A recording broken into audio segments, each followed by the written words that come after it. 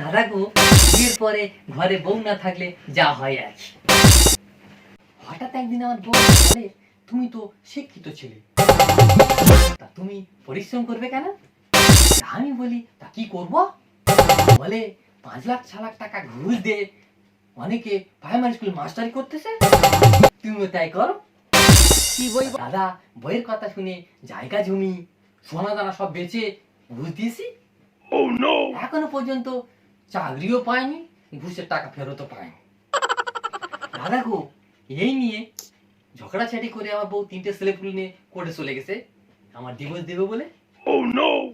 তা কোর্টে জজ সাহেব বলতে যে তোমার তো 3টে ছেলে, তা তুমি কি করে ডিভোর্স দেবে?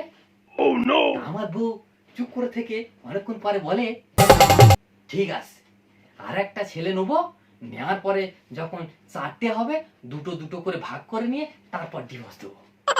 দাদা গো, 1 বছর পরে আমাদের বাচ্চা হয়েছে বটে, তবে একটা এক্সট্রা হয়েছে, মানে জুমজ বাচ্চা। তারপরে মালটা ডিভোর্স দিতে পারেনি। তবুও আমার বউ বলে, যতদিন না পর্যন্ত জমজ হবে মানে জোর হবে, ততদিন না পর্যন্ত নিয়েই যাব, থামবো আর না।